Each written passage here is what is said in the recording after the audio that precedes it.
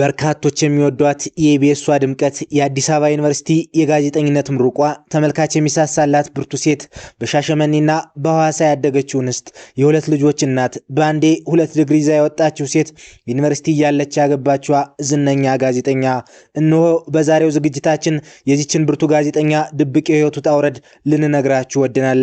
ቻናላችንን ላይክ፣ ሼር፣ ሰብስክራይብ በማድረግ እስከ ዝግጅታችን ፍጻሜ አብራችሁን ቆዩም። የኢቢኤሷ ሉላ ገዙ አስገራሚ ህይወት ውጣ ውረድ ብዙዎቻችን እናውቃታለን። የ2002 ዓመተ ምህረት የኢትዮጵያ ቁንጅና እመቤት ውብ ሞዴልና ኢቢኤስ ተወዳጅ የፕሮግራም አቅራቢ ሉላ ገዙ።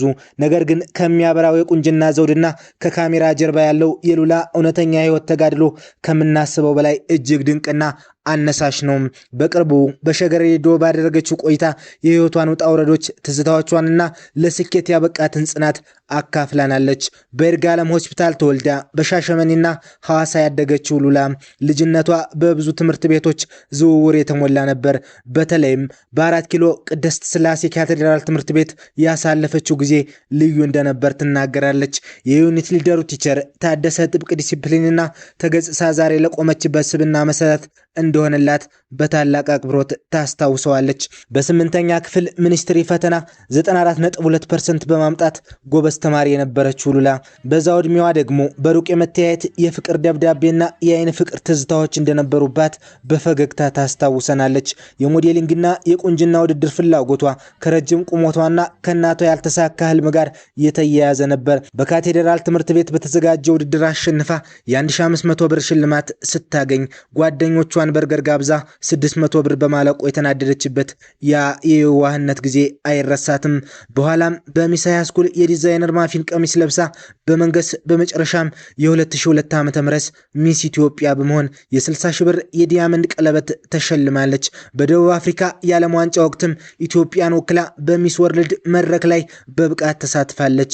ነገር ግን የሉላ ታሪክ በቁንጅና መድረክ ብቻ የሚያበቃ አይደለም። በዩኒቨርሲቲ የመጀመሪያ ዓመት ተማሪ ያለች ገና በለጋሪሚዋ ወደ ትዳር መግባቷና እናት መሆኗ ህይወቷን ሌላ ምዕራፍ ውስጥ ከተተው። የአባቷን ስጋትና ተማጽኖ ተሻግራ ወደ ትዳር ብትገባም 2 ልጆቿን እያሳደገች ሚስትና የቤት እመቤት ሆና እያለች ትምህርቷን አልተወችም።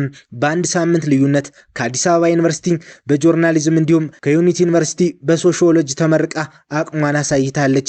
ሉላ ለጋዜጠኝነት ሙያ ያላትን ጥልቅ አክብሮት ስትገልጽ ገና እየተማርኩና ራሴን እያበቃሁ ያለሁ ነኝ በማለት ትትናዋን ታሳየናለች። በህይወቷ ያለፈችባቸውን ፈተናዎች በሙሉ ጥንካሬና በራስ መተማመን እንደሰጧት የምታምነው ሉላ ለወጣቶችና ለሴቶች የምታስተላልፈው ትልቅ መልእክት አላት። ውበት፣ ዝና ሊያልፍ ይችላል፣ ነገር ግን በትምህርትና በህይወት ልምድ የምታገኙትን ዕውቀት ማንም ሊቀማችሁ አይችልም። የሉላ ገዙ የህይወት ጉዞ ለብዙዎች ብርታት፣ ጽናት፣ ትልቅ ትምህርት የሚሰጥ ድንቅ ታሪክ ነው። ስለ ዝነኛዋ ሉላ ገዙ ያላችሁን ሐሳብ አስተያየታችሁን አጋሩን። ቻናላችንን ላይክ፣ ሼር፣ ሰብስክራይብ በማድረግ ቤተሰብ ይሁኑ። በሌላ ዝግጅት እስከምንገናኝ ሰናይ ጊዜ ተመኘን።